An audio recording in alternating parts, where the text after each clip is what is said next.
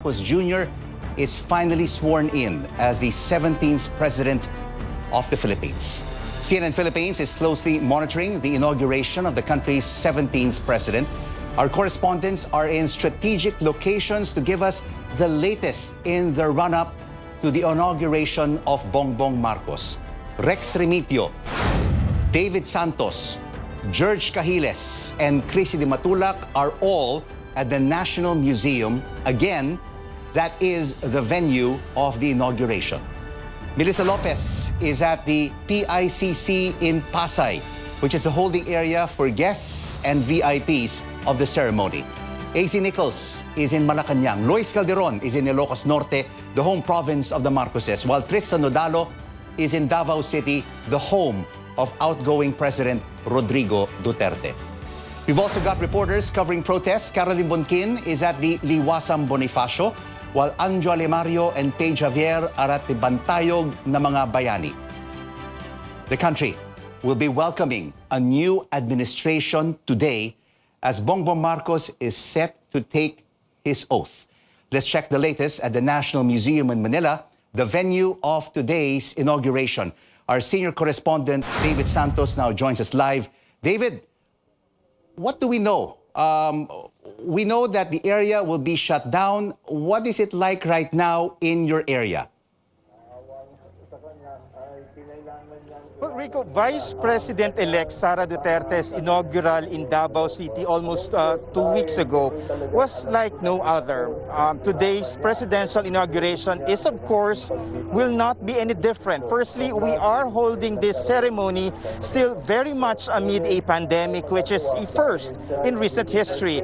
And there's also the unprecedented level of security, despite officials saying threat level is low. Now, 6 years ago, Rico, then President-elect Rodrigo Duterte broke tradition by holding the ceremonial transfer of power in Malaca&ntilde while logistics and security preparations were tight.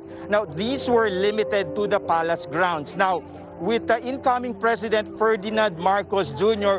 bringing back the ceremony to a public venue, over 15,000 policemen and soldiers are deployed here and the rest of Manila to secure the National Museum. More streets leading to this area have been cordoned off. Aside from Manila, a number of adjacent cities have declared a holiday.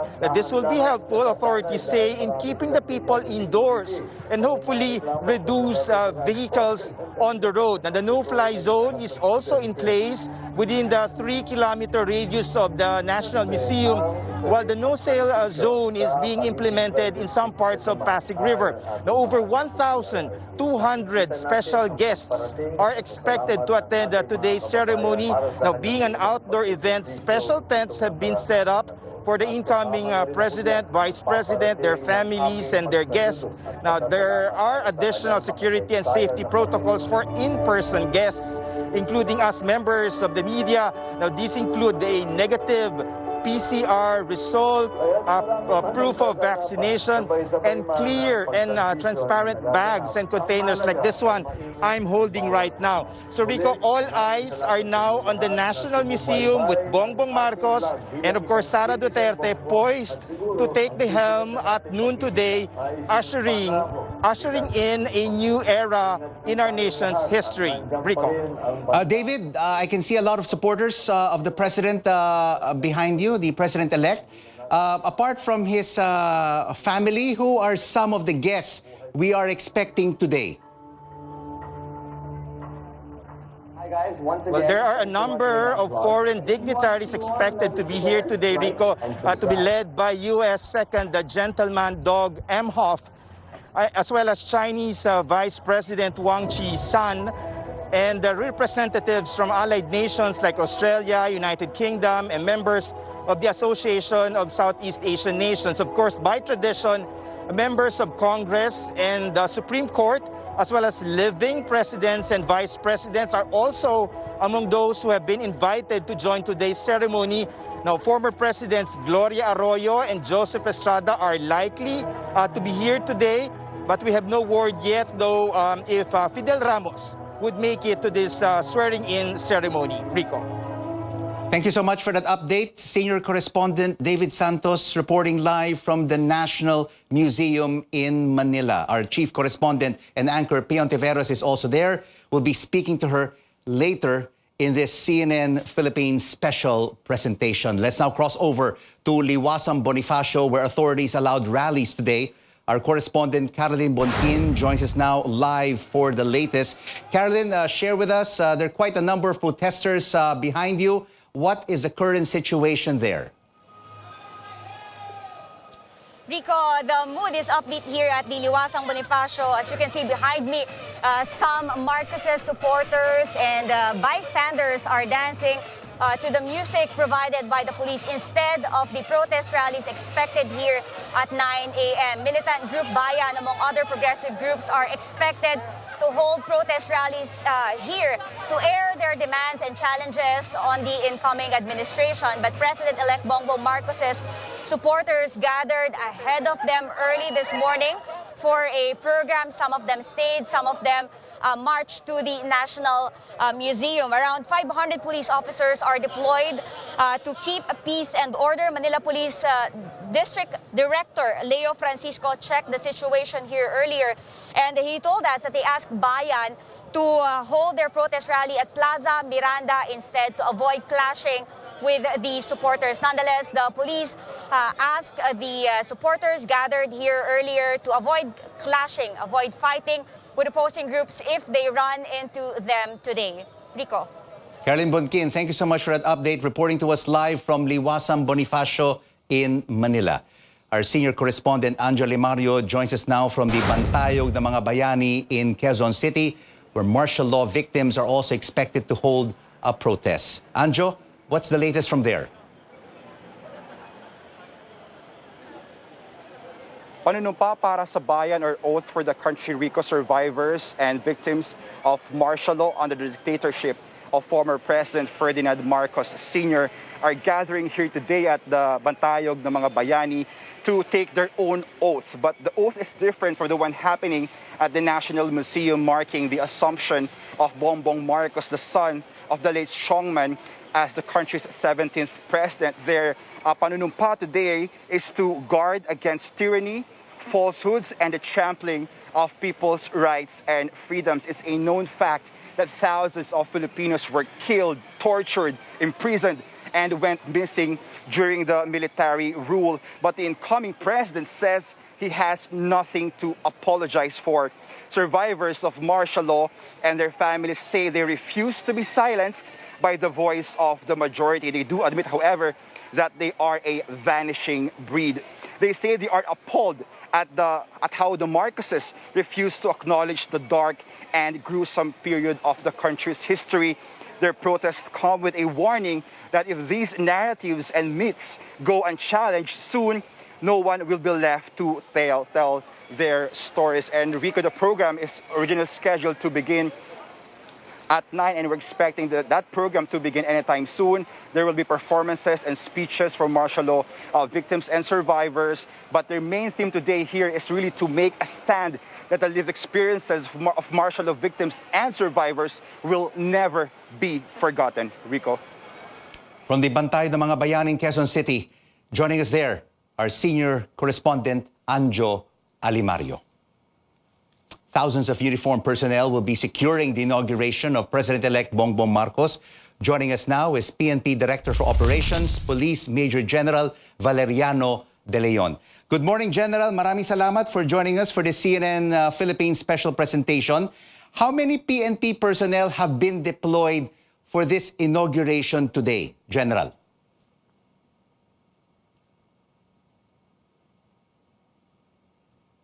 General? General, can you hear me? All right, while we're awaiting our audio communication with the General, just to give you an update, right, of what is likely to happen today at the inauguration ceremony at 9:40 a.m. The incoming president will be arriving at the Malaca&ntilde Palace and be meeting with the outgoing president, Duterte. And then at 10:30 a.m., you have the departure of the incoming president from the National Museum. 10:35 a.m., the arrival of President-elect at the National Museum. 10:40, inauguration ceremony. At 1:20 in the afternoon, you have the Vin de Honor. And then at 2 in the afternoon, departure honors for Malaca&ntilde Palace. 2:15 in the afternoon, arrival honors in Kalayaan Grounds. And at 2:30 this afternoon, the oath-taking of the new cabinet secretary. So basically, that is the schedule that will be taking place on Inauguration Day, June 30th, Thursday. And now, we have our connection with PNP Director for Operations, Police Major General Valeriano De Leon. General, can you hear me? Yes, I can hear you loud and clear, Rico. Good morning. Good morning po, General. Ang tanong ko po, ilan pong PNP personnel have been deployed for the inauguration today? Yes, to include other force multiplier, we are deploying more than 18,000, Rico. 18,000. Ang dami po yan from various agencies. Yes, that includes MMDA, traffic enforcers, civil disturbance management, members of the armed forces of the Philippines, intelligence community. Marami po. Tama-tama lang po yan. Are you expecting, General, any civil disturbances from your intelligence reports? Yes, we have been receiving reports that there are groups wanted to stage a rally, and they have the right to air their or redress their grievance, even air their issues. But this should be done, Rico, in the Freedom Parks. We have identified 4 areas in the Metro Manila. We have this Plaza Miranda, Plaza Moriones, Plaza Dilao, and Liwasang Bonifacio. Hindi na po kailangan ng permit dyan for the others to do their peaceful assembly. But from the time that they will get out of that Freedom Park, then we could no longer help but to provide a police response. At saka po, nakausap natin kanina si Carly Bonkin at the Liwasang Bonifacio. We're also trying to avoid maybe potential clashes between protesters and supporters of the incoming president. General. Yes, we are aware of that. Iniiwasan natin yan dahil para naman maihayag nila yung kanilang issues. No? And we have several areas. So we could not also control the Puro Marcos in those areas, Rico. That's right, General. At saka nakikita na rin natin, dumadami na rin ang pumupunta around the National Museum area for the inauguration of the incoming president. Para po dun sa ating mga kapabayans na nanonood sa atin ngayon or nakikinig sa atin who want to still be part of that ceremony in person and are on their way to the National Museum, ano po ang advice nyo para sa kanila? What are the prohibitive items that they should not bring na hindi kailangan nilang dalhin? Yes, we have been advising the public whenever they intend to watch personally the inauguration is to not to bring a backpack. Pinagbabawal natin yan. We encourage them bringing bags that are transparent, including water containers, so that it will not unnecessarily delay the screening process by the Presidential Security Group, and that includes the Philippine National Police. This is to ensure that everybody is safe in attending this historic event, Rico. Pero kung meron sila pong dala din na mga banned items, mako-confiscate ba yan sa entrance gates of the inauguration venue? Either they will be denied access to the viewing area, or we will confiscate them. No? Kung hindi naman mahalaga sa kanila, then they can just surrender it so they can enter the viewing place. Of course, the inauguration, the golf area is open, but we only entertain or we only open 2 gates, no? And this is in the Victoria Street and the General Luna Street. Diyan lang po sila pwedeng pumasok para po makapanood. Others are of course treated as VIPs, and these VIPs are will be shuttled from PICC to the venue. Gusto ko rin tanungin no, tungkol dun sa mga VIPs. No? Meron po tayong gun ban. At saka itong mga VIPs po natin, may mga bodyguards na may mga, baka may mga firearms. Kukunin ba po sa kanila yung mga firearms, itong mga VIP, yung mga bodyguards sa mga VIPs? Opo, we do not give exemption to that. No, the suspension of permit to carry firearms outside the residence is absolute in Metro Manila, except for law enforcers who are on duty. So itong mga bodyguards are no longer allowed to bring firearms while protecting their principals. Maraming salamat po for joining us and for your key advice for those who still want to attend the inauguration ceremony of the incoming President Bongbong Marcos. PNP Director for Operations, Police Major General Valeriano De Leon. And you're watching a CNN Philippines special coverage, The Oath, the Presidential Inauguration. We'll be right back. Stay with us.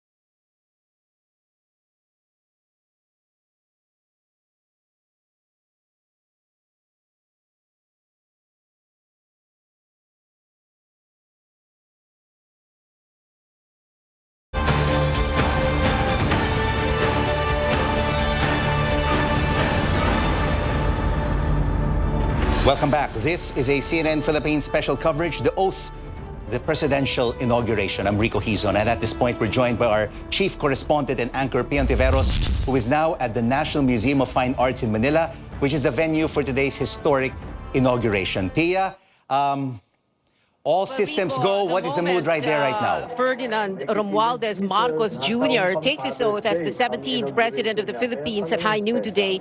He is no longer just President-elect. He will be addressed as President Marcos, something those who worked so hard to depose his father in February 1986 never saw coming. The younger Marcos, proclaimed by a joint session of Congress, sitting as the National Board of Canvassers on the evening of May 25, just 28 hours after the canvassing began, with the third highest political mandate with 31 million votes. Now, this moment, a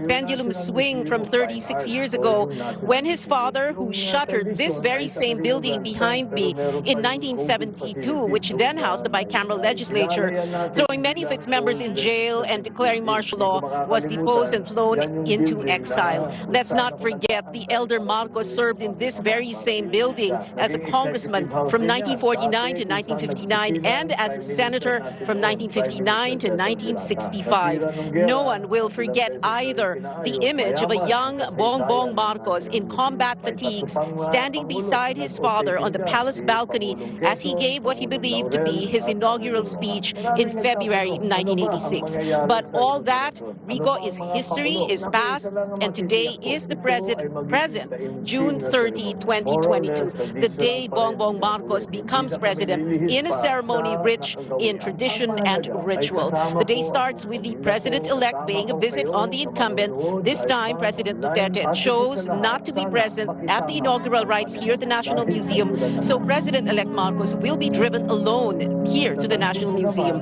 The program is simple and straightforward. The national anthem to be sung by Tony Gonzaga. The interfaith invocation follows. A military civic parade. The military component will be one mass battalion. The 1st Brigade will have 2 mass battalions. The 1st Mass Battalion cadets from the Philippine Military Academy, the source of commissioned officers of the Armed Forces of the Philippines, and the 2nd is the 2nd Mass Battalion cadets of the Philippine National Police Academy, the source of commissioned officers of the PNP. The 2nd Brigade, composed of the elite forces of the Armed Forces, Scout Rangers, Special Forces, the Air Force's Special Operations Wing, and then followed by troops of the Philippine National Police and the Coast Guard, mounted troops, cannons, tanks. After that civil military parade will be followed by the Senate President reading the proclamation of that joint session of Congress that, as we said earlier, proclaimed Bongbong Marcos as President-elect.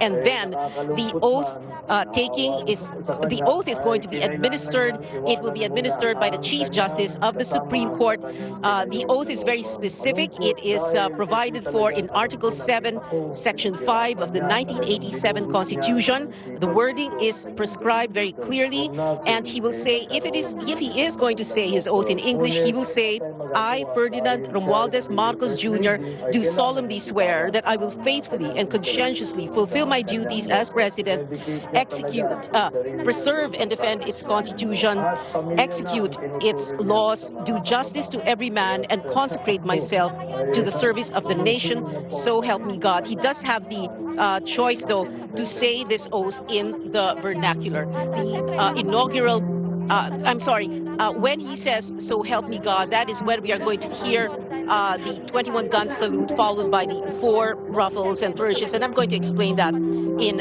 just a bit. Now, after the inaugural address, after the oath, the inaugural address, of course, follows, and there's a little bit, high expectations here because, remember, on May 25, the night he was proclaimed in Congress, his words that night, he said that he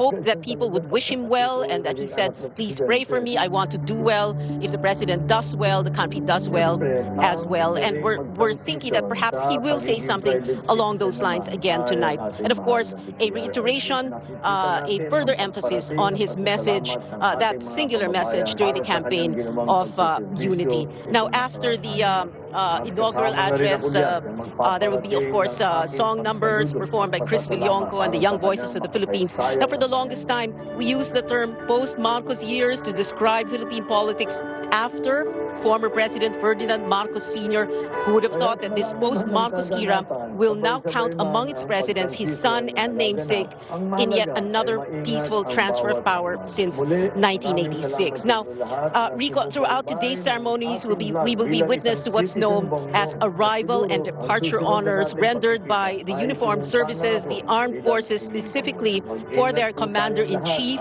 There will be departure honors rendered for President Duterte in Malacañang when President-elect Marcos pays him a visit before proceeding here alone to the National Museum.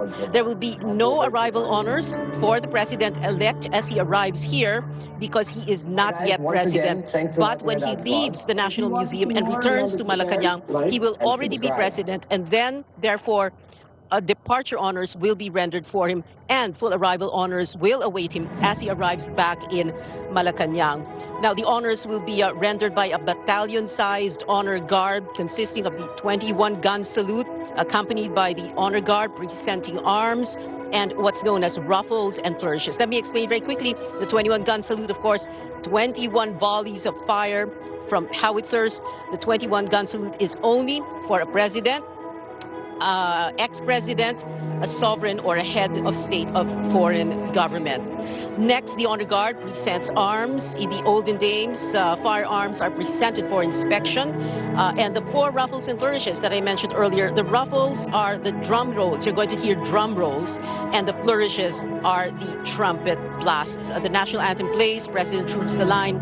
He marches in front of the troops and receives the salute of the honor guard. Now, like we said earlier, arrival honors will happen in Malacañang when he returns to Malacañang. Now, there are two main characters today, if you will, in this narrative. The President-elect, who will become president at high noon, and the place that will be home, will become his official residence and office, Malacañang.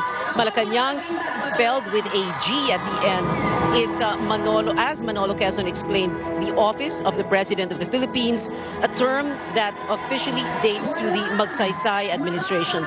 And the other term, Malacañang Palace, without a G this time, which is the traditional spelling, refers to the historic structure and the official residence of the President of the Philippines. Now, as we talk about Malacañang, because no ritual of this inauguration is so steeped in history and legend and is so very symbolic as the very first time a new president ascends the stairs in what is known as the ceremonial possession of Malacañang. The symbolism, not just that there has been a peaceful transfer of power after a sometimes very hostile election, but that the President of the Philippines is the successor to the leaders, the governor-generals of former colonizers, Spain and the United States.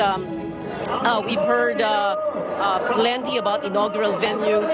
We have all these special reports that contain all these very interesting trivia about this venue and all the other inaugural venues in the past. So let's talk about other things. And we'll do this very quickly. The constitutional title of the chief executive is President of the Philippines. It is incorrect, as Manolo Quezon says, to refer to him as President of the Republic of the Philippines, as it was used only for the 1943 and the 1973 constitutions. Now, we like to talk about the first, second, third, fourth, and so on. So let's do a rundown of that very quickly again.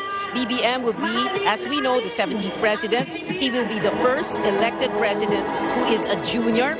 He is the third child of a former president to become president in his own right. The first was Gloria Macapagal Arroyo, daughter of Diosdado Macapagal, who was president from 1961 to 1965. The second, Noynoy Aquino, son of Cory Aquino, who was president from 1986 to 1992. And now BBM, son of the former president, his father, Ferdinand Marcos Sr. BBM is the 11th senator to become president, the 11th to have served as congressman, the second president from Ilocos Norte, the 11th to have been proclaimed president-elect by the legislature.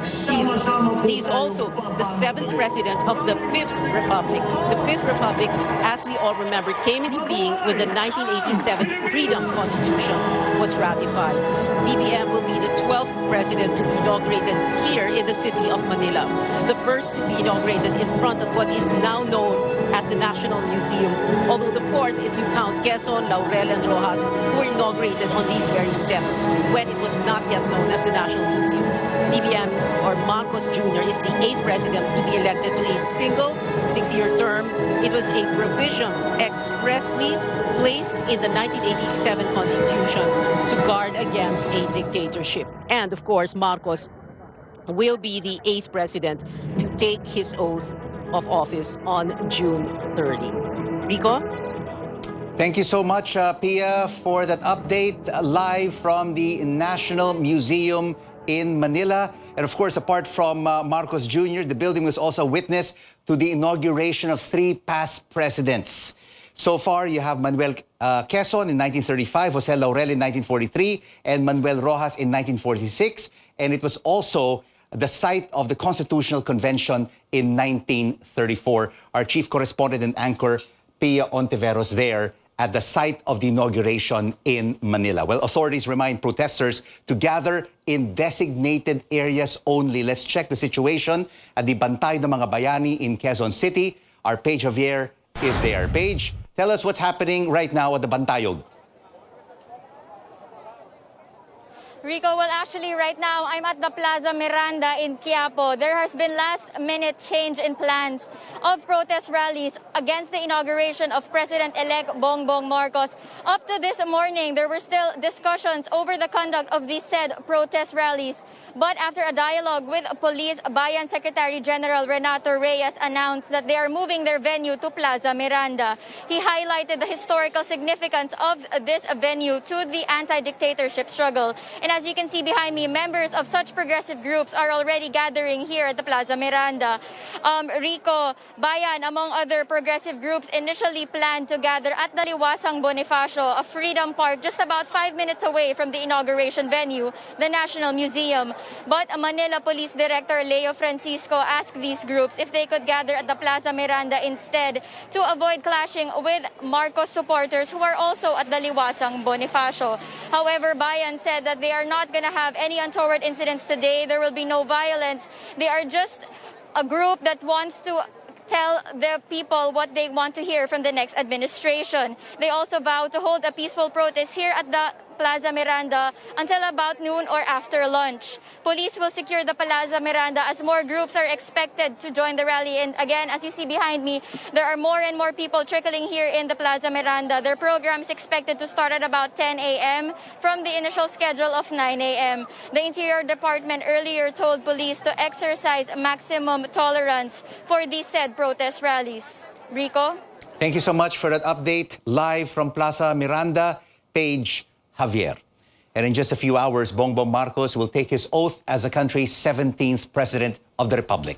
Netizens are also talking about this historic day. We check in what's happening in the online world with Andre Felix. Andre, what's happening in the social media universe? Well, Rico, netizens are talking. Good morning to you, by the way. And we asked you, what kind of leadership are you expecting from Bongbong Marcos as the new chief executive? Let's take a look at your answers right now. Let's start with Facebook. Thank you so much, Anthony Santa Maria. And he says, as you can see here, perfect governance like his father. God bless to the next president. Sama-sama tayong babangon muli. We are heading to the exciting part. God bless the Philippines. Thank you, Anthony, for sending that response. Now, from Facebook again, I believe this is from Lorenzo Bucas. And he is kind of on the neutral side here. As you can see, wala. Less expectations, less disappointments, ang sinabi ni Lorenzo. Ngayon naman, let's go to Instagram. At CNN Philippines, thank you so much for responding, Abhelsi.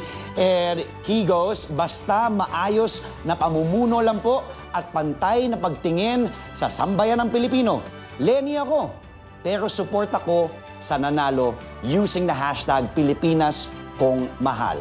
Ayla Girl naman on Twitter, also tagging at CNN Philippines. Thank you for your response. Here it reads, the best natin gawin ay ipag-pray kasi di ganun kadali maging presidente. Need niya, pertaining to Bongbong Marcos, ng suporta at dasal. Kahit sinong mamuno, may mga nega na tao. Pero imbes na yun gawin, dapat magtulungan at magkaisa. Huwag na tayong magsiraan at magpiling magaling at matalino. Maraming salamat sa iyo, Ayla girl. Now, let's go still on Twitter. Let's stay at Twitter here, at CNN Philippines. This is from JDRDP or at MomniJN. And she replies, mas maganda na wag mag-expect para di ka ma-disappoint. Similar to the response of Lorenzo Bucas kanina. Now on Twitter, rounding it up, our first round of social media responses. Thank you so much. Here it goes from at Arnel_Mort_Tan. Inaasahan ko maghinay sa pagpasa ng batas at gawin palakasin ang pagpapatupad ng mga pasadong batas. Ang daming batas na nasa papel lang, nakasulat, pero hindi ipinapatupad. Dapat to yung pagpasa ng mga batas, ang sabi ni Arnel Mortan. Thank you so much once again to all your responses. Keep them coming. We will try to read all your responses at CNN Philippines. And that's the latest in the social media world. Rico, back to you. Thank you so much, Andre. A lot of mixed reactions Yes. there to Inauguration Day. There are, of course, more than 31 million Filipinos who voted for the incoming president. But of course, there are 65 million registered Filipino voters, and a lot of them also have their own opinions about this new administration. That's right. I'll check in back with you later on. Andre Felix, Thank you, you Rico. so much for joining us. Well, our special coverage of the oath, the presidential inauguration, continues after the break. Stay with us right here on CNN Philippines. News you can trust.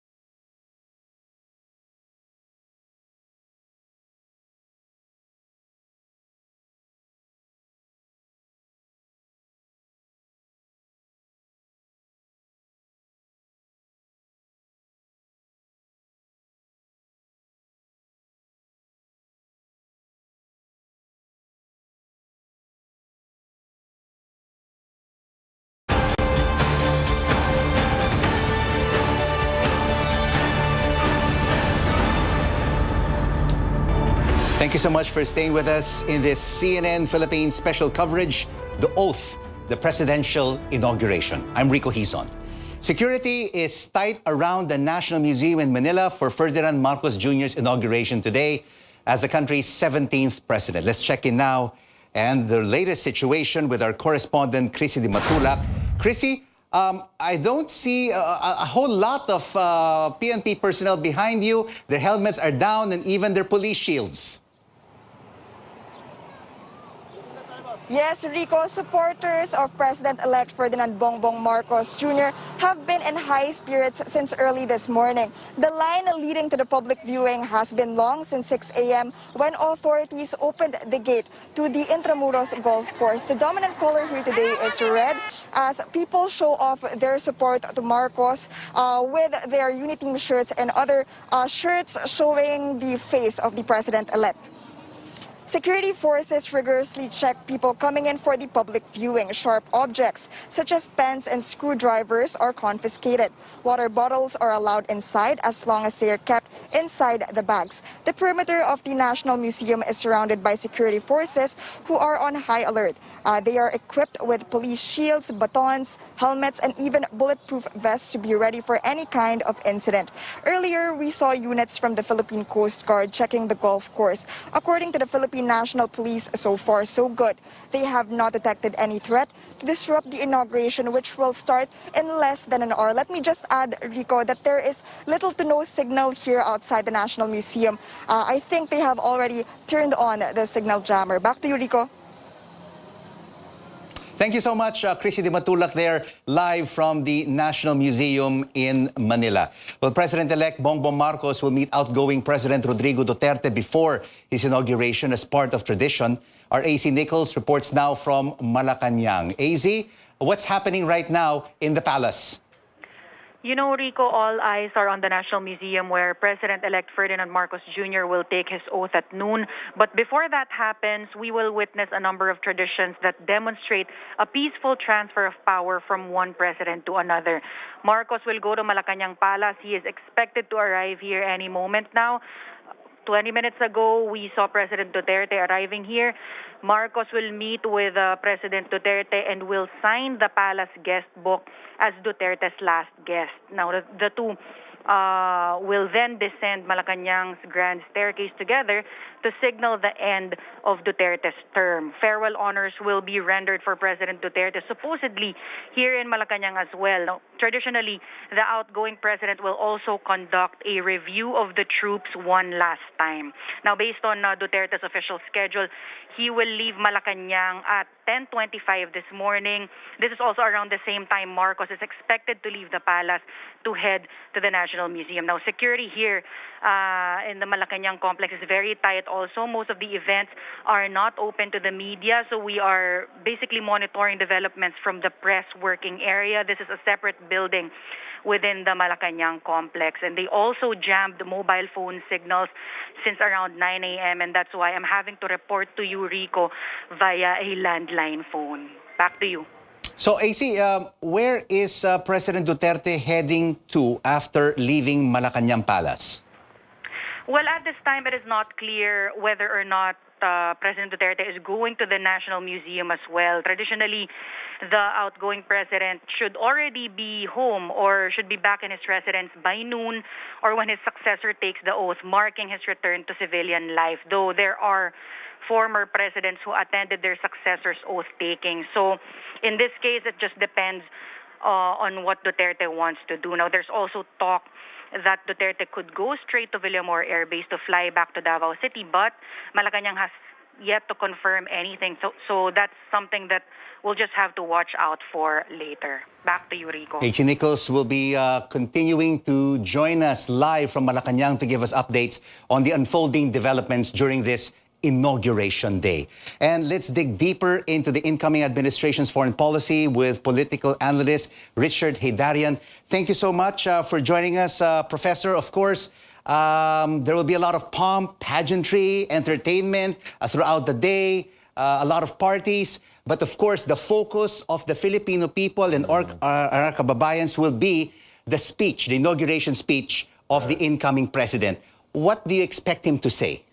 First of all, Rico, this is the beauty of democracy, the peaceful transition of power.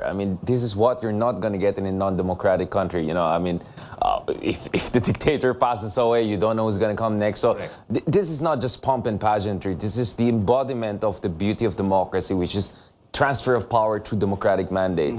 Now, speaking of the speech, the last president who gave a speech there for his inauguration was Manuel Rojas, right? And this was a time when we were transitioning from the ashes of the war of World War II towards the reconstruction of the country. I really suggest people to read the speech by President Manuel Rojas. He was asking for the people to backing up. These are difficult times. These are impossibly difficult circumstances. I need you people to unify behind me. We have to be a nation. So the sense Deja vu. It will be more exactly. Like So the sense I have is 1946, 2022. Now we have a different challenge. the challenge is, of course, recovery from the pandemic. The challenge is that we have new threats over the horizon. We have geopolitical tensions in the region. The challenge is, of course, the polarization in our politics over the past 6 or 7 years under President Duterte. So yes, he may have won 56, 58, 60% of the votes. But as you mentioned a while ago, there are 40% who had second thoughts perhaps about him. Or many people perhaps who voted for him who just wanted any kind of change. And it happened that he was the most outside-the-box candidate under circumstances. So Bongbong Marcos knows that. And I expect him to come out and say, we need unity, which was very much at the center of his campaign. Now, it was much more vacuous motherhood statements back then, but he's no longer the candidate. He now has the mandate. He's confident. You can see that. His cabinet is coming together. He even appointed himself as the incoming Department of Agriculture cabinet. But the prices of energy is very high. The prices of goods is very high. People are feeling the pinch in the pocket, right? So I think he's going to go out in there. We cannot afford polarization. We cannot afford fights. We have to come together. We have to deal with this economic crisis. And then, of course, Hizon, I mean, Rico, the important thing is also look at the people. The dignitaries are going to come from every key partners. They're there, not only from China, but also from Australia, from United States, different partners that we have. So what is that trying to say? I mean, we have the second gentleman here. We have the vice president from China, key officials from Governor overseas. General of Australia. Yeah, but what are they trying to tell this new administration? That we are behind you 100%? Right. I mean, I think Marcos domestically is saying, I'm a unifying president, and internationally saying is that as a unifying president, as the first majority president since my father, you have to deal with me accordingly. And at the same time, I want to deal with all of you in ways that will enhance my national interest, our country's national interest. Not only because I like one country over the other, because this has been the problem, Rico, over the past decades, right? We had presidents. Some of them have more preference for one superpower over the other. But in the case of Marcos, I think he's signaling that he wants to work with every... I mean, the word he used was a network of partners and allies. That's what he wants to work with. So, Richard, I'm just quite curious. Why haven't we had a majority president up until now post-EDSA? Precisely because we have this bizarre system of single round first past the post. As you know, in many democracies, there is a runoff elections. And in the case of US, of course, you have essentially a two-party system with barely a third party always there. So it's more... Here we have multi-party systems that keep on changing. And one round only. Yeah. So we had presidents who won barely above 24% of the votes. That's Fidel Ramos. And actually, interestingly, Rico, I mean, back in 1992, had Imelda Marcos and Dan Nicoanco teamed up, they would have gotten more than 28% of the votes. They could have recaptured the Malaca&ntilde as early as 1992. But now you have your Marcos with 58%. He has 31 million, almost twice the number of former President Duterte, more than twice the number of his closest rival, Leni Robredo. That's definitely something that's going to give you a lot of confidence coming into this presidency. Do you think that in his inauguration speech, he already come up with solutions? This is what we're going to do with the economy. This is what we're going to do with agriculture. This is how we're going to handle the pandemic. Right. I think we're going to have a preview of essentially State of the Nation address here, right? I think we may hear some numbers here. I think we may hear about strategy. Remember, this is a guy who attended at least Oxford and Wharton. He has some basic familiarity with the macroeconomic language. He is very comfortable with technocrats. I've interviewed some of his incoming cabinet members, NEDA Secretary Balisacan, for instance. If you talk to the technocrats who are going to join him in his cabinet, a lot of them will say, they're pretty impressed with Marcos. Absolutely, especially with the international community. I mean, Balisacan, you have Pascual, you have Jokno. Right. I mean, people who are really experienced technocrats who will be the face to the international investment community. And they are also impressed with Marcos. The amount of familiarity shows even with the nitty-gritties of agricultural policy, development policy. I mean, we have watched incoming President Marcos' press conferences. You can see he's confident. He owns the moment, right? And he can talk about issues in an extensive way, which I mean, with all due respect, it's quite a breath of fresh air after 6 years of President Duterte. Because let's be honest about it, President Duterte really didn't come to the presidency, let's say, in his best years, right? He was the oldest elected president. He was very much obsessed with the drug war issue over and over again over the past 6 years. Marcos is coming in with a different message. Right. Technocratic message, development-centered message, internationally balanced foreign policy message, and unity message. Because the outgoing president wasn't even involved in economic policy. He just left it to the Finance Secretary Dominguez to handle most of the financial issues. Right, Rico, I mean, I remember the first time I saw President Duterte was when he was about to give speech at the Makati Business Club. This is March 2016, when he was still a candidate. And, you know, he talked about all sorts of things. I'm not sure the rest I can say here on TV, right? Anything but macroeconomic policy, right? Let's just put it that way. Monetary policy. And then towards the end, he said, don't worry about it. I have Jokno and all of these economists will take care of it. Essentially, delegation of tasks. Marcos Jr. will be very different because he can speak the language. I mean, he did PPE, he did Wharton. I mean, maybe he didn't graduate, but the point is he knows the basics of macroeconomics. He can speak the language. So you may see even some technocratic terminologies coming out in his speeches, in his SONA, etc., where he talk about his fiscal policy, infrastructure development. He'll talk about let's say, trade or industrial policy, for instance, how to protect the agricultural industry, right? Or energy policy, for instance. But why hasn't he filled up some key positions right now in his cabinet? The economic team is there, social services, BIR. What about health and energy? What's keeping him from making these key appointments before his inauguration? Yeah, that's the part whereby I think some people are raising their eyebrows. Like, I mean, it's interesting that we saw... I mean, clearly he wanted to reassure the markets, right? So immediately the technocratic team came together. Now, we knew that there was some issue with his first choice for the finance, right? But eventually Benjamin Jokno, who's very comfortable dealing with controversial presidents, right? He dealt with Arab, with Duterte, so he has no problem dealing with it. So he put that together. But after that, suddenly we saw again some slowing down, right, in terms of appointment. But the DND came in, so if you look at the National Security Advisor, DND, some of the key positions have been filled up. But the Department of Health and Foreign Affairs, these are two of the interesting ones whereby, as far as I know, we have no appointments yet, right? Which is surprising because Department of Health is very much central to our management of the pandemic, right? It's also the department that has been really bogged down by controversies, formali, field health issues, etc. I don't know, Rico, maybe he wants certain people, but they're having second thoughts because it's a thankless job. It's a very difficult job. There's going to be a lot of pressure, a lot of cleaning up. So maybe they're trying to bring in the best team possible to really overhaul our response and get our healthcare system together. It has been battered badly. On foreign affairs, I'm hearing a lot of different names, no? Some said even Harry Roque could be in the mix after 1 year, right? Some are saying maybe a career officer will take over, one of the undersecretaries who has been present in the meetings with envoys. Others are saying maybe Teddy Boy Locsin still has the chance to take over. But on the flip side, a lot of groups also are involved in this, the so-called unit team, lobbying for key cabinet positions as well. Definitely. I mean, if you look at it, it's a mixed bag, no, Rico? I mean, on one hand, you have a much more technocratic professional team. You also have progressive, Susan Ople. Balisacan is not only technocratic, he's also a very progressive person there.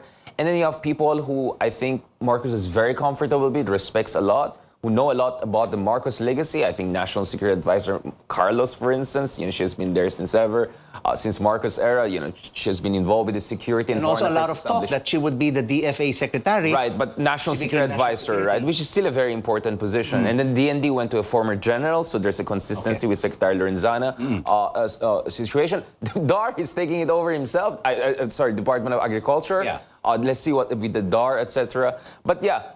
But at the same time, you also have some people who have been loyal to him and his brand of politics. So we have the press secretary position, for instance, a blogger and lawyer, etc. So it's really a mixed bag. I think his cabinet tells you, it's essentially a microcosm of his unity formula, right? Which is going to be a mix of everything, right? Technocratic, progressive. I mean, the term that Amy Marcos uses, team of rivals, kind of Lincolnian. I don't think it's there yet. I think let's not get ahead of ourselves. Correct. But clearly, Rico, there is the aspiration. And aspiration is something we can work with. I think one thing I like about the incoming administration is that they want recognition international. They have an aspiration to reach a certain level. I think Marcos Jr. himself said, hindi ako maging perfect, but we'll strive to perfection, Correct. which is quite something, right? And of course, our problem right now is really the economy, turning it around, agriculture. Yes. Richard, most of the stuff we eat right now, that's on the food on our table, is mostly imported. Yep. And we used to be the number one exporter of rice in the 1960s. Now we're importing rice, we're importing fish, we're importing sugar. So with this in mind, the economy and agriculture, what do you think will be his first executive order when he's in Malacanang? Right. What should it be? Should it be about the economy? First of all, Rico, there's one advantage that Marcos has, which many of his predecessors didn't have. He's the first pro-incumbent president, right? Usually, the presidents are from the opposition. Now, what is the advantage of that? The advantage is he has a say in the budget next year in ways none of the previous presidents had. Because the budget for next year, the fiscal year 2023, was mostly conceptualized by outgoing President Duterte. But because Marcos comes from the same coalition and is an administration bet, his economic team, including incoming budget secretary, they have had a lot of say in what will go there in terms of prioritization. And if you look at it, clearly food security is there, right? Clearly energy security is there. So I think some executive order on how to manage the energy costs will be there. So far, he has been wishy-washy on whether removal of excise tax is something that he wants to do. But something around those lines. Also another thing on rice, right? Yeah. Because this was very central to his campaign. He said, 20 na lang pesos yung bigas. Medyo malabo yan kasi meron tayong 80 pesos yung black rice. Kapag titignan ko sa market, nasaan na yung 20 pesos, di ba? Even the outgoing DAR secretary is saying that it's impossible. It's impossible. 20 pesos but per maybe kilo. can bring it down to 35 or 30. So remember, there's also the NFA rice situation, right? So maybe an executive order along the lines of subsidized rice for certain sectors. I think that's something we can look at because I think that's really the most urgent one we can look at. So rice and energy, I think, will be really very much at the center of first executive orders that could come out from this president. Yeah. What about the past of the Marcos? Will it haunt them in the next 6 years? I mean, it also took time for him to anoint a BIR chief in Lilia Guillermo, who was with the Bangko Sentral ng Pilipinas. When I interviewed her about a week ago, she said, once I see all those documents, I will start talking to him about how much he owes the Filipino people. 23 billion pesos, but if you add all the other interests, it comes to 203. How do you think will this be handled over the next 6 years? Definitely, I mean, Rico, I think the Marcoses would want to extend their honeymoon as much as possible, right? The first 6 months of, the 6 months of 1 year, that's going to be their honeymoon. But I think they want to extend it. Now, one thing that could burst an honeymoon, right? Yeah. And trigger opposition and a lot of protests is if they make a move, let's say, on PCGG, which will be interpreted in ways that this is not in consonance with good governance. Or there will be move on other controversial issues, including textbooks, for instance, historical textbooks. Yes. Well, Sara Duterte will take over the Department of Education. Let's see what's going to happen on that. So the point is now I think everyone is in a wait-and-see mode, especially critics of the administration. But they're waiting for those buttons to be pressed. I think once those buttons are going to be pressed, then we're going to see how difficult the situation is going to be. Because you may have 31 million who voted for you, but if there are 15 million intensely against you and they're mobilized, that's still going to make things very difficult for you. So I think Marcos would want as much as possible to extend this honeymoon, but he wants to give enough good vibes, let's just put it that way, outside, so that if ever once he moves to the more controversial part, the backlash will be managed. I think this is really going to be the calibration and the navigation that Marcos will have to do in the next 6 months to 1 year to make sure he has the maximum policy space to get the big reforms in his earlier in office. Everyone is hoping for the best for this incoming administration of Bongbong Marcos. Richard Haydarian, thank you so much for your insights. Salamat. Great to have you with us for this CNN Philippines special presentation. And we'll be right back at the top of the hour for more on this historic event. You're watching a CNN Philippines special coverage, The Oath, the Presidential Inauguration.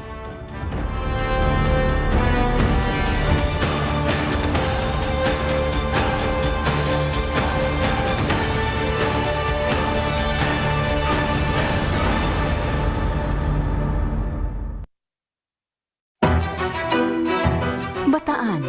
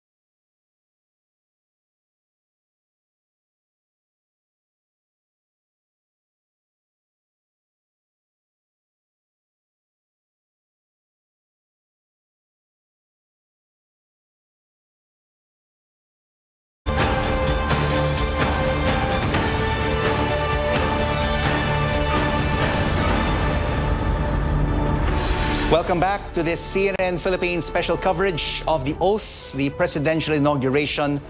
I'm Rico Hizon, and we are about 2 hours away from incoming President Bongbong Marcos, who will be taking his oath of office as the 17th President of the Republic of the Philippines. As you can see right now, we're seeing live pictures from the National Museum of Arts in Manila, wherein the oath-taking of Ferdinand Marcos Jr. will be taking place at noon this afternoon. All right, in about 30 minutes, we will have the departure of the incoming President, Bongbong Marcos, for the National Museum from Malaca&ntilde, where he is currently, as we speak, in a meeting with the outgoing President, Rodrigo Duterte.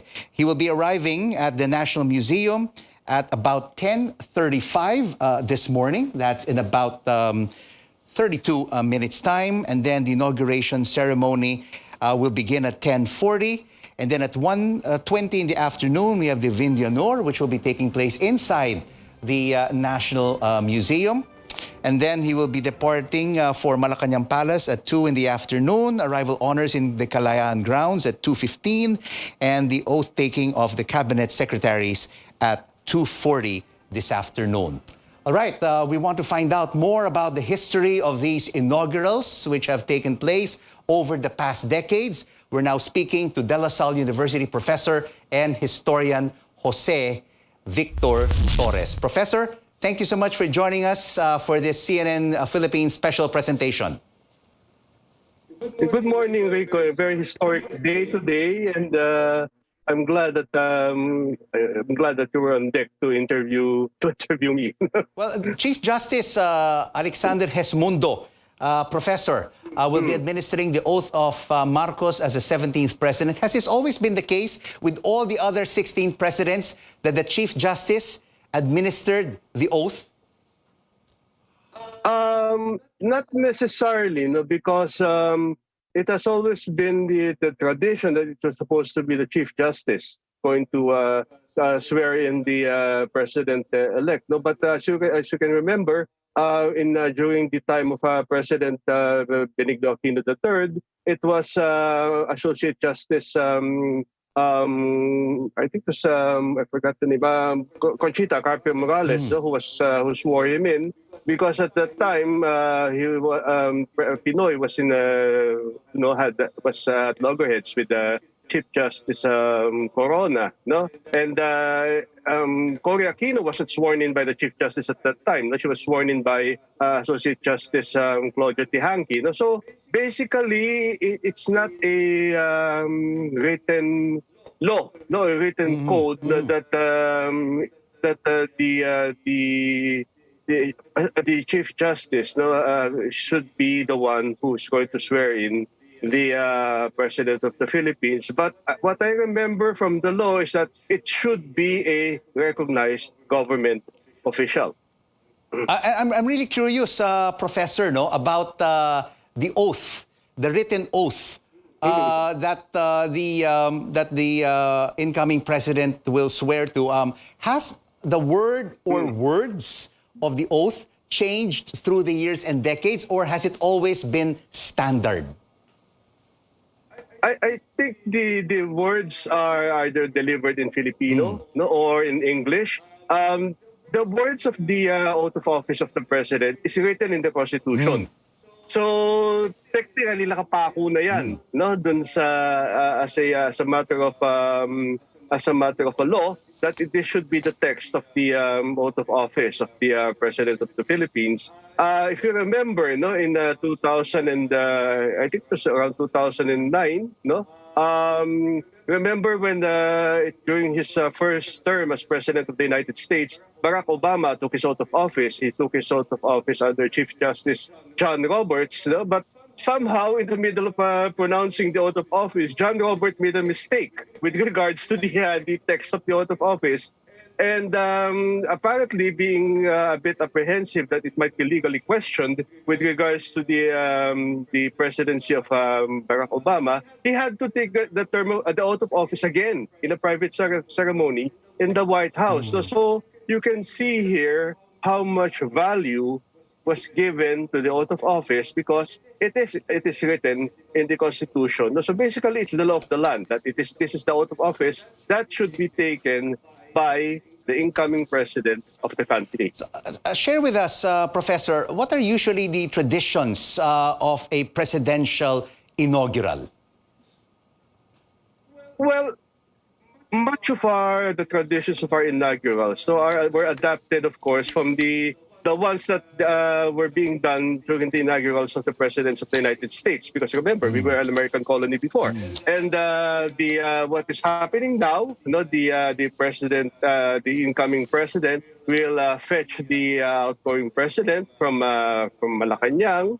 They would have a brief discussion on what was going to happen and everything. And, of course, the historic descent from the staircase. Then, taking, of course, the official vehicle to the place of the oath-taking. Usually, the president of the Philippines, the outgoing president of the Philippines, sits on the left side, the right side of the driver, because they're facing the driver. So the right side of the driver in the limousine, and of course the incoming president will sit on the left side. Then when they arrive at the area, of course the president of the president-elect will immediately to the stage where he will take his oath of office. Then there will be also the choice of the outgoing president if he will stay. If he will stay and witness the occasion. There were some presidents who witnessed it, but recently I think it was only President Cory Aquino who stayed long enough to listen, of course, and see President Ramos take his oath of office as president. Of course, President Ramos had also witnessed the oath taking of President Estrada, because they were not in Manila at that time. They were, of course, in Barasway Church in Malolos, Bulacan. So it has always been a tradition by choice of the president if he or she wants to stay to witness the oath-taking. And afterwards, there's, of course, that ceremony of the inaugural dinner, the inaugural ball, and everything afterwards, of course, the first cabinet meeting. Okay. So, it shows that different presidents have different preferences, and we were told by A.C. Nichols, who is currently reporting from Malacañang, Professor, that President Duterte will not be at the inaugural site for the oath-taking of Bongbong Marcos as the 17th President of the Republic. Professor Torres, also joining us for this discussion is Professor Richard Heydarian, a political analyst, and would like to ask Richard here, Richard, why the National Museum? The last time it was held, an inaugural was held at the National Museum was in 1946 with Manuel Rojas. Prior to that, 3 years before that, 1943, with Jose Laurel and Manuel Quezon in 1935. Were you surprised that the incoming president chose this venue as his inauguration site? Since then, dun sa Quirino, usually nagpa-inaugurate lahat, So this is where we see kind of the difference. I mean, I'm sure our historian friends have much to say on it, but as a political scientist, this is how I look at it. If you look at Marcos, where he's going to be very different from Duterte is that he's a traditionalist. The way he handles himself, the way he talks to heads of states, to envoys and media, is radically different from Duterte. Because Duterte was really the complete populist, right? He was the consummate populist who even went against the basic decorums of the office of the presidency. Marcos Jr. will be very different. But the second part where I think Marcos Jr. is also going to be quite unique is this distinct form of nostalgic populism that he represents. You see, the way he talks. I remember the first time we were together in a talk in one of the universities, and I was just listening to him, parang balagtasan eh. You know, the way and then he talks like his father, even the Filipino words he uses, right? And you can see all the youth were in awe. It's like, is this like a 1967 this kind of movie we're watching or a speech? So he's very good in that kind of nostalgic populism. So, connecting to this question, I think going back to the old legislative building, right? Going to this now, which is the National Museum, I think it has that kind of a nostalgic glamour to it, right? And that kind of vibes to it that I think very much jives with the kind of political branding that Marcos wants to bring about. And remember, if you look at the glory days of the Philippines, it's supposed to be those days, right? In the earlier parts of the 20th century, and then we went on the downhill. So perhaps it's also a way to say that we can become great again, which is what his father was saying. So that's my point. I mean, I'm sure the Marcoses have their own take on this. I'm sure historians have their own take on this. But looking at the kind of branding that the Marcos has been putting forward, the way he carries himself, I was not surprised he's going to have this kind of a interesting choice when it comes even to the location. And look at just the glamour of the place we're looking at. It's not just some soccer field and a bunch of bench and chairs there and some roof there. I mean, no offense to the other venue, but this one has a different kind of glitz and glamour to it, right? This kind of iconic building on the background. And I'm sure later on there are going to be all of these memes, Rico, that will show. Back in the day, this is what it is. And now we have a president back there, the Filipiniana, the fashion. I don't know, Rico. I don't think this is a coincidence. I think someone really conceptualizes, and Marcos has loved the nostalgic comparisons. The glory days of Manila, when we were the Pearl of the Orient, the Paris of the East. And now I'm back again, and we're going to get there. So subliminally, at least, I think that's going to be the message. And I look forward to the memes that will come. On social media. Exactly. That's what I'm going to look forward to. What everyone has to say about this historic event. Of course, we will get back to our discussion because I also want to find out from our guests today, our history professor Torres and Richard Haydarian, what would be the role of the First Lady and the roles of the previous First Ladies in history. All right, we'll be back with our professors right after this, but all eyes right now are on the National Museum, where President-elect Bongbong Marcos will take his oath of office. Our correspondent, George Cahiles, is monitoring the situation from the Intramuros Golf Course, where supporters are expected to converge and are currently converging right now. George, what do we have there at the golf course?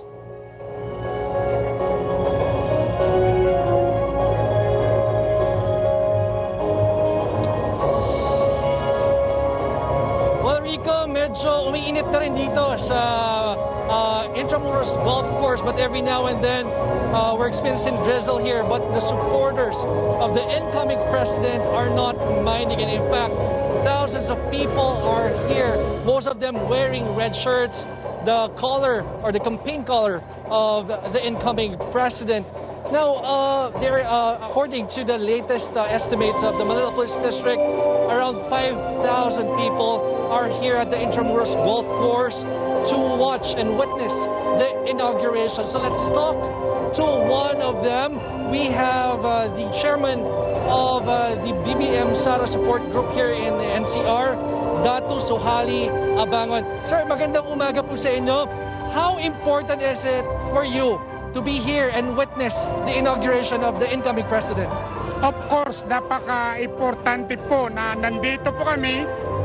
Una sa lahat, kami po ay nag-effort during the campaign, BBM Sara, para walang kontra. Okay naman, successful na kailangan nandito kami sa inauguration ng ating mahal na bagong presidente na si Bongbong Marcos at Vice Presidente Sara Duterte. Mamaya po sa speech na, ano po yung gusto nyong marinig mula sa bagong Pangulo? Ang gusto po namin marinig yung kaniyang sinasabi noon during the campaign at sinasabi niya kung ano ang proyekto na hindi pa natapos ng ating mahal na Pangulo Rodrigo Duterte ay ipagpapatuloy niya. Pero 1,000% ipagpapatuloy niya dahil sila po ay nakasundo. At bilang Muslim Filipino, meron po ba kayong gustong marinig din sa Pangulo. Dahil sabi niyo po kanina, taga Lanao del Sur kayo. At mga kababayan niyo po doon ay naka-experience ng gera at ongoing pa yung reconstruction. So ano po mga gusto niyong marinig mula sa Pangulo para po sa mga kababayan niyo sa Mindanao? Ang gusto ko pong marinig kay mahal na Bongbong Marcos ay kung ano man ang gawin niya sa buong Pilipinas ay pantay-pantay na lang. Kami sa Lanao del Sur bilang Muslim ay sumuporta din kami kay Bongbong Marcos. Kahit papano sumuporta kami at kay Sara Duterte para naman nandito kami para naman marinig namin yung kaniyang mga pangako. Sana po ay matupad ang kaniyang sinabi na magkaisa at magtulungan tayo. Alright, sige po. Maraming salamat po, Datu, for your time. Rico, currently we were informed that by 10 o'clock, all gates leading to the Intramuros golf course will be closed. So that means no one will be allowed to enter the venue in preparation for the inauguration at 12 noon. Now, well, the mobile signal here is already gone since 9 o'clock, like what AC said earlier. Well, it looks like in the entire area of Manila, the mobile signals are already down as of the moment. So back to you, Rico. George Cahiles, thank you so much for that latest update on the situation around the inauguration site venue from the Intramuros Golf Course in Manila. All right, at the moment, we are seeing live pictures from Malaca&ntilde Palace, where any moment now, in about maybe 11 minutes, we will see the departure of the incoming President, Bongbong Marcos, from Malaca&ntilde Palace, and he will be departing for the National Museum. You can see honor guards waiting on the sidelines as the incoming president is currently having a meeting with the outgoing President, Rodrigo Duterte. We will await and give you the latest developments from Malaca&ntilde Palace as they happen when we see the departure of the incoming president for the National Museum for his inauguration later this morning as the 17th President of the Republic. Well, the Philippine International Convention Center in Pasay City is a holding area for guests and VIPs of the inauguration ceremony. Let's bring in now Melissa Lopez, who is joining us from the PICC. Melissa, what is happening at the moment outside the hotel?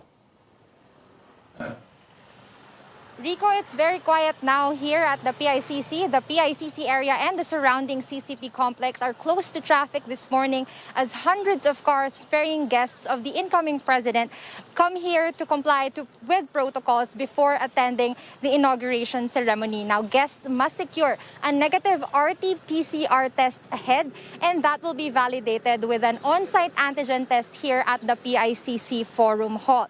If they test negative, they are given a pass that will let them board a shuttle bus to bring them to the National Museum. Security is very tight here. Even members of the media were not allowed to enter PICC, and we had to stay across the street. From 7 to 8:30 a.m., a long line of cars filled the road and turned a corner in line to drop off guests. The entrance is split into two.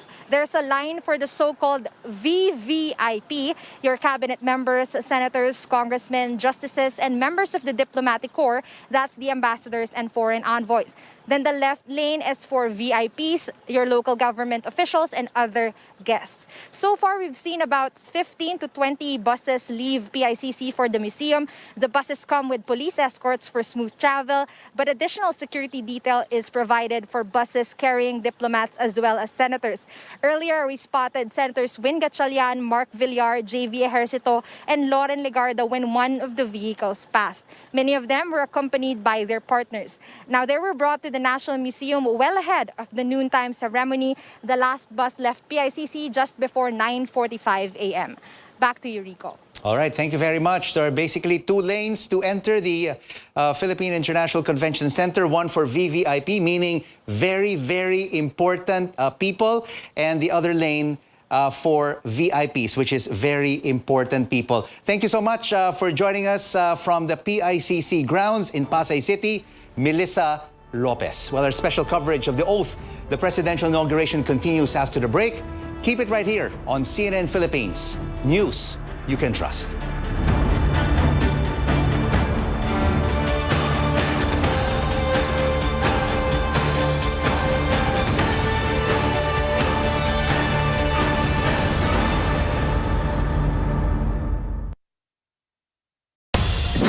Ako si Ruth Cabal. Ito ang Newsroom ngayon. Balita at serbisyo para sa Pilipino. Sinabi na rin ng gobyerno na kailangang paigtingin ang contact tracing. Maraming buhay ang nawala sa pananalasa ng sunod-sunod na bagyo. Usapan natin yan kasama si Education Undersecretary Diosdado San Antonio. Lulunsad bukas ang Green EDSA Movement. Ika nga, if you can't pay it back, pay it forward sa pagtatayo ng isang community pantry. Narito mabilis sa pasada ng mga balitang dapat niyong malaman. Ito ang Newsroom ngayon.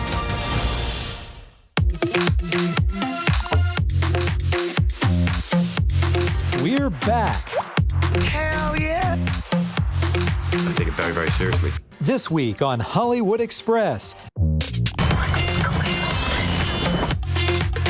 F9 is already a record breaker. It's very humbling to watch them and be able to take advice from them.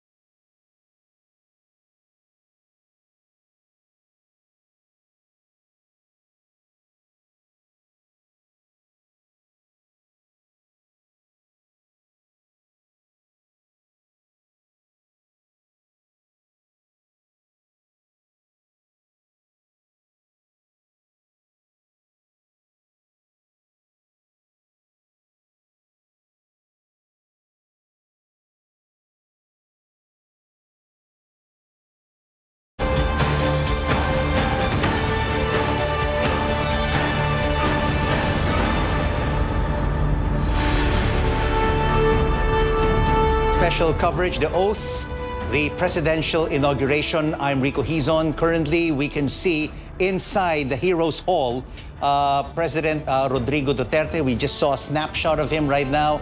And what we are currently viewing at the moment is the facade of the guest house or the Malaca&ntilde Palace.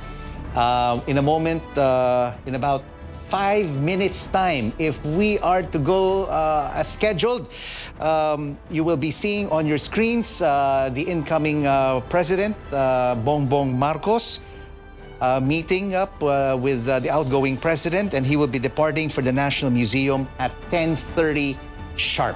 If we stick to the schedules that was provided to us by Malaca&ntilde Palace. But while we're awaiting for those live pictures inside Malaca&ntilde Palace, let's cross over now to the National Museum, and we're joined by our chief correspondent and anchor, Pia Hontiveros. Pia, what's taking place right now in where you are at the National Museum?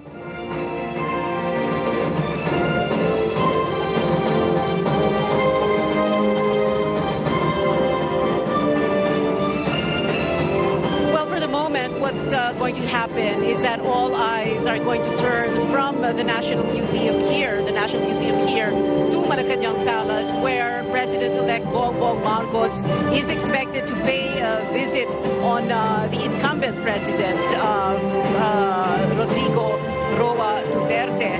We all know that President Duterte has opted not to come here to the National Museum, the venue for the inaugural of the 17th President, Ferdinand Marcos Jr. But since it is tradition that the President-elect goes to Malaca&ntilde before he goes to the inaugural venue, that is what is going to happen. So all eyes now are on Malaca&ntilde as we await the first pictures this morning of Bongbong Marcos as President-elect. Now, there are two main characters, if you will, in this narrative for the day. The President-elect, like we said, who will become president at exactly high noon, and the place that will become his official residence and office, Malaca&ntilde. We know that Malaca&ntilde could be spelled in two ways, one with a G, the other without a G. Spelled with a G, Malaca&ntilde, Manolo Quezon explaining the office of the President of the Philippines. It is a term that officially dates to the Magsaysay administration. And the other way to spell Malaca&ntilde is without the G, and Malaca&ntilde Palace, to attach the word palace to it, which is the traditional spelling and refers to the historic structure and the official residence of the President of the Philippines. And BBM President-elect Bongbong Marcos has just arrived in Malaca&ntilde. And we talk about Malaca&ntilde because there is no ritual of the inauguration that is as steeped in history and legend and so very symbolic as the very first time a new president ascends the staircase in what is known as the ceremonial procession of Malaca&ntilde. But that is not what is going to happen now, because what's going to happen first is that President Duterte is going to be descending that same staircase, and this is going to symbolize the transfer of power from one president to another, and this is affirmed through these stairs. Now, while they're doing a little bit of small talk here, President-elect Marcos, accompanied by President Rodrigo Duterte, will be descending the staircase, and that's about to happen just now. Of course, all the staffers, those surrounding both President-elect Marcos and President Duterte are with them now.